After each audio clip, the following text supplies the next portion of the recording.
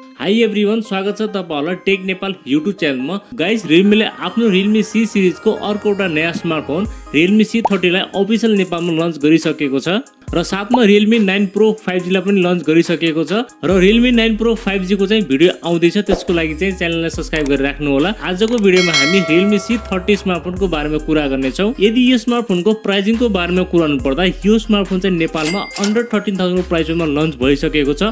एकदमै बवाल स्पेसको साथमा यो स्मार्टफोन लन्च भइसकेको छ। यदि तपाईहरुको बजेट 13-14 हजार रुपैयाँ छ भने यस प्राइस पॉइन्टमा तपाईले आफ्नो लागि एउटा गेमिङ स्मार्टफोन खोजिराख्नु भएको छ भने तपाईले चाहिँ यो स्मार्टफोनतिर जाँदा हुन्छ। यसमा चाहिँ हामीलाई परफर्मेन्स एकदमै राम्रो देख्न मिल्नेछ।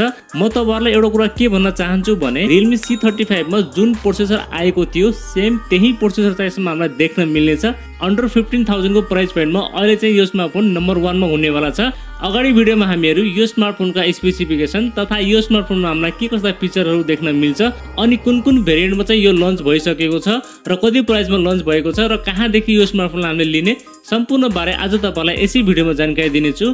त्यसैले भिडियोलाई एकछिन पनि स्किप नगरेर अन्त्यसम्म हेरी सबै जानकारी लिनु होला। अब चाहिँ तपाईहरुको टाइम वेस्ट नगरी लागौं भिडियोतर्फ। सबैभन्दा पहिला म यो स्मार्टफोनको बिल्ड क्वालिटी अनि डिजाइन देखि कुरा गर्ने छु। बिल्ड क्वालिटीको बारेमा कुरा गर्नु पर्दा यसमा हामीलाई प्लास्टिक बिल्ड देख्न मिल्छ। प्लास्टिक फ्रेमको साथमा भने अगाडिपट्टि भने यसमा हामीलाई पान्डा ग्लासको चाहिँ प्रोटेक्सन देख्न मिल्छ। त्यसैगरी डिजाइनको बारेमा कुरा गर्नु पर्दा पछाडिपट्टि टप लेफ्ट साइडमा सिंगल क्यामेरा सेटअप देख्न मिल्छ। एउटा एलईडी फ्ल्याशको साथमा भने तलपट्टि भने यसमा हामीलाई Realme को ब्रान्डिङ देख्न मिल्छ अनि अगाडिपट्टि भने यसमा हामीलाई वाटर ड्रप नचको साथमा चाहिँ डिस्प्ले देख्न मिल्छ। आई थिंक यस प्राइस पॉइन्टमा यो स्मार्टफोनको बिल्ड क्वालिटी डिजाइन एकदमै राम्रो रहेको छ। प्राइसिङ अनुसार चाहिँ यसको बिल्ड क्वालिटी एकदमै राम्रो रहेको छ। अब हामी कुरा गरौँ यो स्मार्टफोनको डिस्प्लेको बारेमा। डिस्प्लेको बारेमा कुरा गर्नु पर्दा यसमा हामीलाई 6.5 इन्चको HD+ IPS LCD प्यानल देख्न मिल्छ। साथमा 20:9 को एस्पेक्ट रेशियो र 207 को चाहिँ PPI डेन्सिटी रहेको छ। अनि ब्राइटनेसको बारेमा कुरा गर्नु पर्दा यसमा हामीलाई 400 निट्सको चाहिँ ब्राइटनेस रहेको छ। यदि तपाईले यो स्मार्टफोनलाई घाममा इस्तेमाल गर्दा पनि तपाईलाई त्यस्तो कुनै समस्या आउने छैन। अनि यो डिस्प्लेमा चाहिँ तपाईलाई कन्टेन्ट वाचिङको लागि र गेमिङको लागि चाहिँ एकदमै राम्रो डिस्प्ले हुनेवाला छ। यदि यो स्मार्टफोनको प्राइस पॉइन्टलाई हेर्ने हो भने यस प्राइस पॉइन्टमा यो स्मार्टफोनको डिस्प्ले एकदमै राम्रो रहेको छ। परफर्मेन्सको बारेमा कुरा गर्नु पर्दा यसमा हामीलाई युनि SoC को T612 को चाहिँ चिपसेट देख्न मिल्छ। यो भने 12 नैनोमिटर भनेको चिपसेट हो। साथमा LPDDR4H को र्याम टाइप र UFS 2.2 को चाहिँ स्टोरेज टाइप रहेको छ, जसमा रिटेन राइट तपाईलाई एकदमै राम्रो देख्न मिल्छ किनभने यसमा हामीलाई 2.2 को चाहिँ स्टोरेज टाइप रहेको छ। गेमिङ ग्राफिक्सको बारेमा कुरा गर्नु पर्दा यसमा हामीलाई आलमालीको G57 सिंगल कोर रहेको छ, जसमा तपाईलाई गेमिङ ग्राफिक्स पनि एकदमै राम्रो देख्न मिल्छ। तपाईलाई चाहिँ यो चिपसेटमा 40 FPS सम्म PUBG फ्री फायर जस्ता गेमहरु मजाले खेल्न सक्नुहुनेछ। तपाईलाई चाहिँ यो चिपसेटले डे टु डे परफर्मेन्स अनि गेमिङ पनि एकदमै राम्रो गाइदिनेछ। गेमिङको मामलामा यसमा तपाईलाई कुनै पनि शिकायत आउने छैन यस प्राइस पॉइन्टमा। सफ्टवेयरको बारेमा कुरा गर्नु पर्दा यसमा हामीलाई Android 11 देख्न मिल्छ र यो चाहिँ रन गर्नेछ Realme R एडिसनमा रन गर्नेछ, जसमा तपाईलाई सफ्टवेयर एक्सपिरियन्स पनि ठिकठाकै देख्न मिल्छ। भेरिएन्टको बारेमा कुरा गर्नु पर्दा तीनवटा भेरिएन्ट चाहिँ नेपालमा लन्च भइसकेको छ। 2+32, 3+32 अनि 4+64 तीनवटा भेरिएन्ट नेपालमा लन्च भइसकेको छ। क्यामेराको बारेमा कुरा गर्नु पर्दा यसमा चाहिँ हामीलाई पछाडिपट्टि सिंगल क्यामेरा सेन्सर देख्न मिल्छ। 8 मेगापिक्सलको प्राइमेरी सेन्सर रहेको छ। अनि सेल्फी क्यामेराको कुरा गर्नु पर्दा यसमा हामीलाई 5 मेगापिक्सलको सेल्फी क्यामेरा सेन्सर रहेको छ।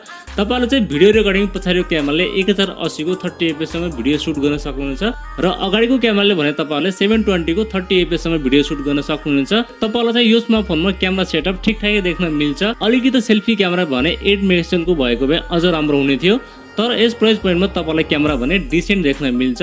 अनि ब्याट्री चाहिँ यसमा हामीलाई 5000 mAh को ब्याट्री देख्न मिल्छ, जसलाई चार्ज गर्नको लागि 10 वाट को चार्जर तपाईले बक्समा पाउनुहुनेछ। र ब्याट्री ब्याकअपको कुरा गर्नु पर्दा यसले तपाईलाई आरामसँग एक दिनको ब्याट्री ब्याकअप दिनेछ। प्राइभेसी एन्ड सेन्सरहरुको कुरा गर्नु पर्दा यसमा चाहिँ तपाईलाई फेस अनलक दिएको छ, तर यसमा भने तपाईलाई फिंगरप्रिन्ट सेन्सर दिएको छैन। चार्जिङको लागि माइक्रो USB अनि 3.5mm को ज्याक पनि रहेको छ र साथमा सिंगल स्पिकर पनि रहेको छ। अनि बाँकी सबै बेसिक सेन्सरहरु चाहिँ यसमा तपाईले पाउनुहुनेछ। अब चाहिँ हामी कुरा गरौँ यो स्मार्टफोनको प्राइसिङको बारेमा। यसको बेस भेरिएन्ट 2+32 GB लाई तपाईले नेपालमा 13499 मा लिन सक्नुहुनेछ। त्यसैगरी यसको माथिको भेरिएन्ट 3+32 GB लाई तपाईले नेपालमा 14499 मा लिन सक्नुहुन्छ।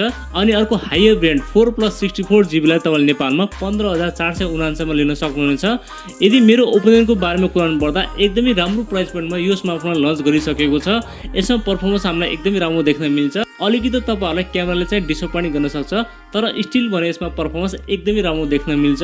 तपाईले यदि गेमिङको लागि यस प्राइस पॉइन्टमा फोन खोज्दै हुनुहुन्छ भने तपाईले यस फोनतिर जाँदा हुन्छ। ल त साथीहरु, यदि यो स्मार्टफोनको बारेमा तपाईलाई यो स्मार्टफोन चाहिँ कस्तो लाग्यो अनि यसको प्राइस पनि कस्तो लाग्यो त्यसको बारेमा कमेन्ट गर्न नभुल्नु होला र भिडियो मन परेमा चाहिँ भिडियो लाइक गर्नु होला। यदि नयाँ साथीभाइहरुले हाम्रो च्यानललाई पहिलो पटक हेर्दै हुन्छ भने प्लिज हाम्रो च्यानललाई सब्स्क्राइब गरिराख्नु होला। अर्को भिडियोमा भेटौँने बाचा गर्दै आजलाई बिदा लिन्छु। हवस्, धन्यवाद। जय नेपाल।